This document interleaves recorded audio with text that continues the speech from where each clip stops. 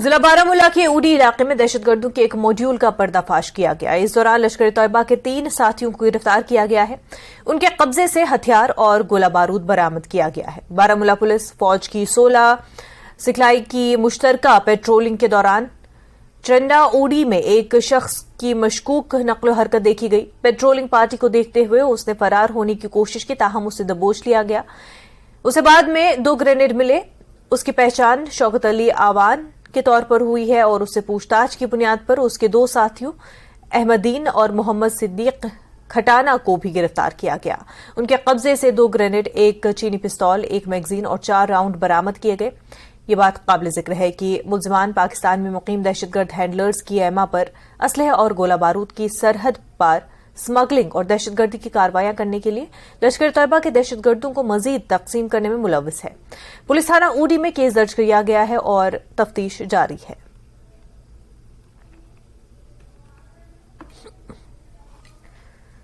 سری نگر میں security forces کو ایک بڑی کامیابی ملی ہے۔ سری نگر میں دہشت گردوں کے 2 ساتھیوں کو گرفتار کیا گیا۔ بتایا جا رہا ہے کہ یہ دونوں یوم آزادی کی تقریبات سے قبل سری نگر میں گرینیڈ حملہ کرنے کا منصوبہ بنا رہے تھے تاکہ امن کو درہم برہم کیا جا سکے۔ سری نگر پولیس کے مطابق جیش محمد کے 2 ساتھیوں ارشد مشتاق ساکنہ بڑی باغ پلوامہ اور سہیل مجید ساکنہ مشفونہ پلوامہ کو گرفتار کیا گیا۔ ان کے قبضے سے 2 گرینیڈ برآمد ہوئے ہیں اور اس سلسلے میں پولیس اسٹیشن پارم پورہ میں کیس درج کر کے مزید تفتیش شروع کر دی گئی ہے۔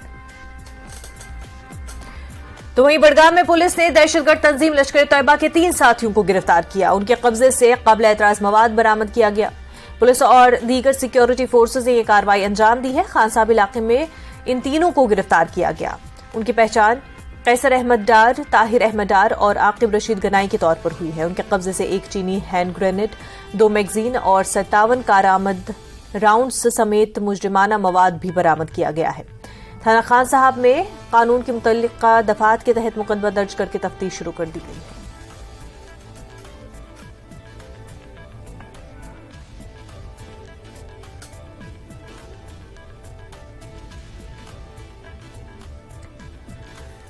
محکمہ زراعت کی انفورسمنٹ ونگ نے سڈکو انڈسٹریل اسٹیٹ لاسی پورہ پلوامہ میں پلائی بورڈ انڈسٹری یونٹ سے سبسڈی والی یوریا کھاد کی بھاری مقدار ضبط کر لی ہے۔ بتایا جاتا ہے کہ اس کو غیر قانونی طریقے سے استعمال میں لایا جا رہا ہے۔ بتایا گیا ہے کہ 2 یونٹ سے یوریا کھاد برآمد کی گئی ہے۔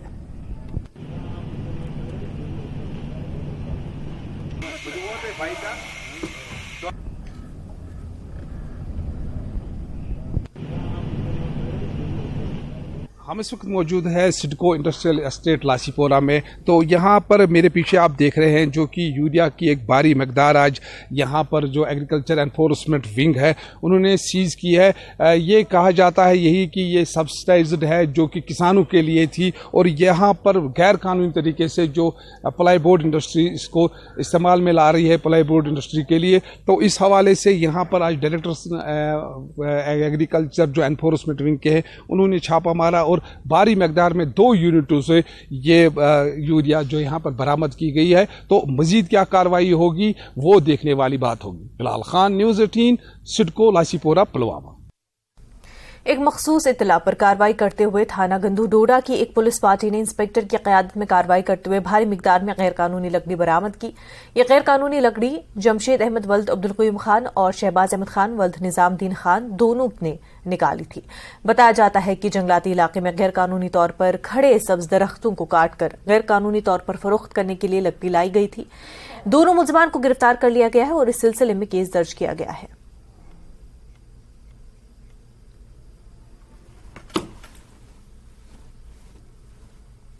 ایریا میں کوئی اطلاع موصول ہوتی ہے وہ آپ پولیس ڈپارٹمنٹ کو، فارسٹ ڈپارٹمنٹ کو آپ دیں، ہم ان کے خلاف ایکشن کریں گے ٹمبر اسمگلر کے۔ اور لوگوں کا بھی فرض بنتا ہے جو ان کے گاؤں کے آس پاس فارسٹ ریزرو ہے اس کی وہ حفاظت کرے، وہ ان کا ہے، ان کا گرین گولڈ ہے، انہوں نے بچانا ہے۔